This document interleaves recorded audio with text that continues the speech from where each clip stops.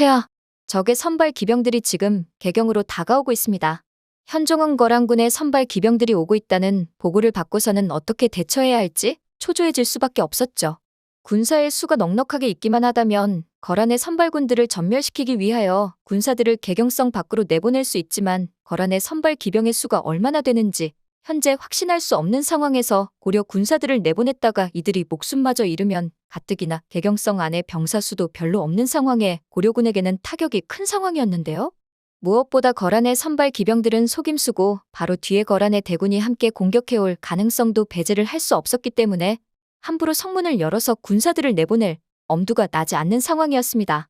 하지만 개경성 안에서 가장 높은 직급이자 강한 권력을 가진 현종의 입장으로서는 어쨌거나 용단을 내려야만 했죠.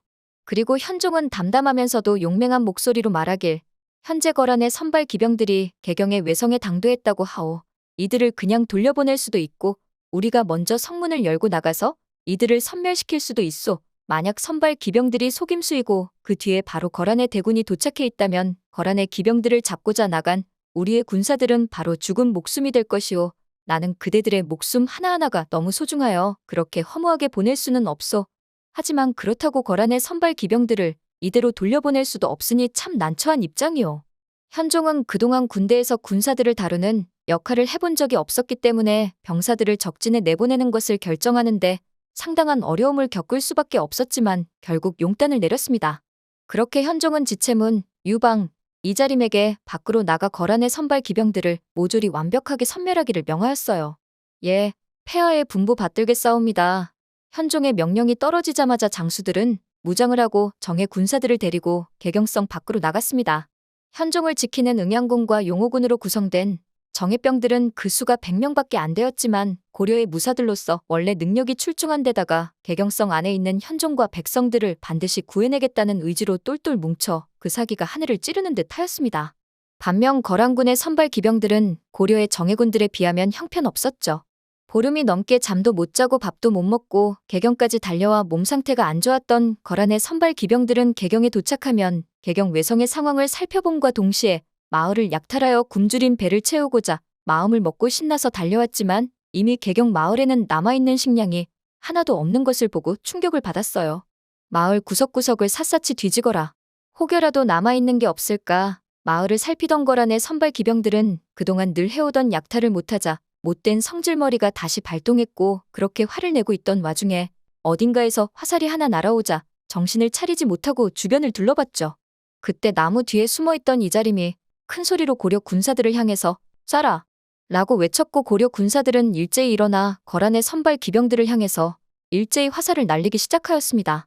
텅 빈 마을을 보면서 허망해하느라 개경성 밖에는 아무도 없을 거라 확신했고 마음을 완전히 놓고 있었던 선발 기병들은 이자림과 군사들이 쏘는 화살을 맞으며 하나둘씩 픽픽 쓰러지기 시작했어요.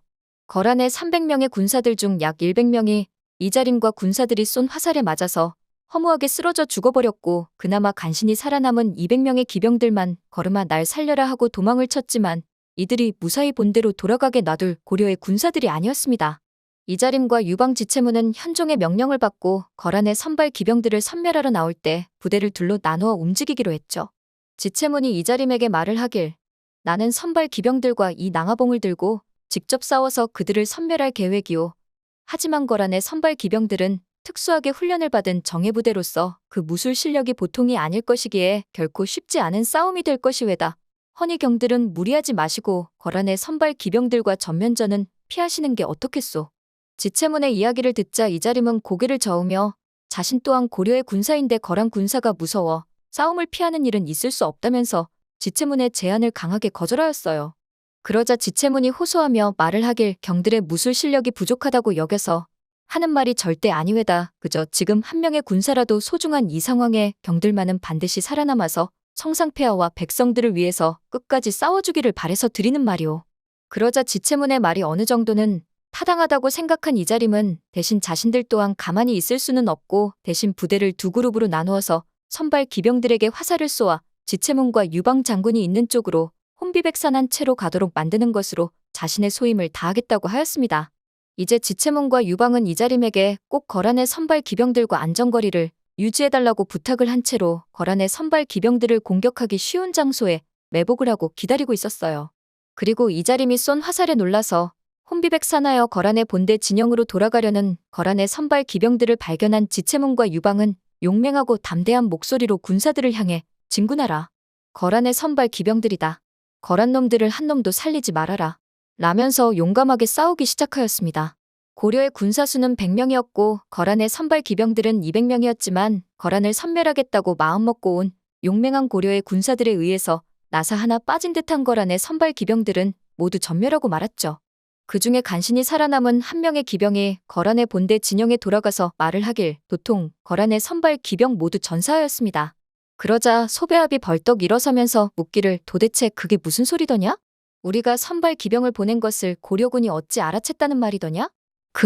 그것이 말입니다. 고려의 외성을 살펴보기 전에 마을에 들러 식량과 물자가 있는 것을 살펴보았습니다. 그러자 기병의 말이 끝나기도 전에 소배합은 칼을 휘둘러 그 기병의 목을 쳤어요.